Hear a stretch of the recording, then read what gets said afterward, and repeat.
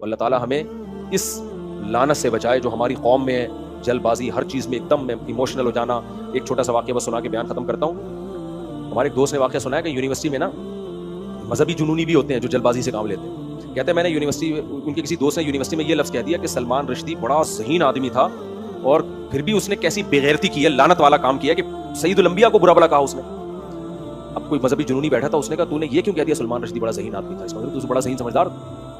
کہتے ہیں میں نے کہا بھائی میں نے آگے جو جملہ کہا ہے دماغی لحاظ سے ذہین تھا، لیکن کام یعنی اتنے ذہین آدمی کو بھی اتنی عقل نہیں تھی کہ تو نبی کی سیرت کو نہیں جانتا تو. لیکن وہ جنونی تو آپ کو پاگل ہوتے ہیں، ہمارے یہاں ایسے پاگلوں کی کمی نہیں ہے. کہتے ہیں وہ لڑکوں کو بلا کے لے آیا کہ اس نے کہا کہ سلمان رشدی تو بڑا سمجھدار آدمی تھا.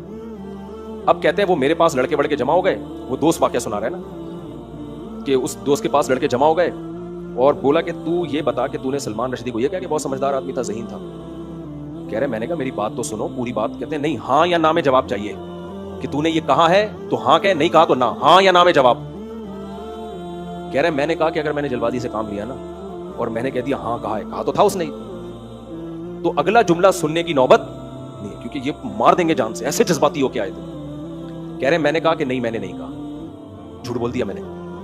کہا پھر یہ کمپلین کیا لے کر آئے؟ کہہ رہے میں نے یہ کہا ہے کہ لعنت ہے سلمان رشدی پر کہ جو اتنا ذہین ہو کے بھی اتنا بےغیرتی کا کام کیا. کہہ رہے انہوں نے کہا کہ اس کا مطلب تو نے ذہین تو کہا ہے نا، تو نے ہاں کیوں نہیں بولا؟ کہہ رہے میں ہاں بول دیتا تو اس کا کیا مطلب ہوتا؟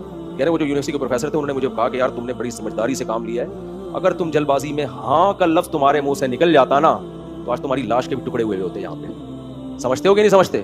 تو مجھے بھی اس بندے کا عمل اچھا لگا کہ یار وہ میچور تھا، اس کو پتا تھا کہ بھائی قوم جذباتی ہے. تو اس نے کہا میں نے لعنت کا لفظ اس نے پہلے ذکر کیا، حالانکہ اصل میں لعنت کا لفظ بعد میں تھا. کہتے ہیں میں نے لعنت سے پہلے کیا، لعنت ہے سلمان رشدی پر.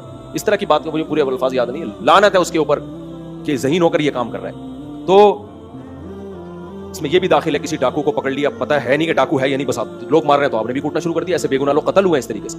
تو اللہ تعالیٰ اس لعنت سے ہمیں بچائے. قرآن میں یہ جو میں نے آیت پڑھی ہے اس میں اللہ نے جلد بازی کو اچھے الفاظ میں بیان نہیں کیا. ہم دو بھائی ڈپٹ کے کوئی اصول ہی نہیں ہوتے ان کے، خیر مانچ کے ڈانٹے چاہے اس بے اصولی بھی ڈانٹے لیکن اس کو برداشت کرے اولاد، زبان نہ چلائے.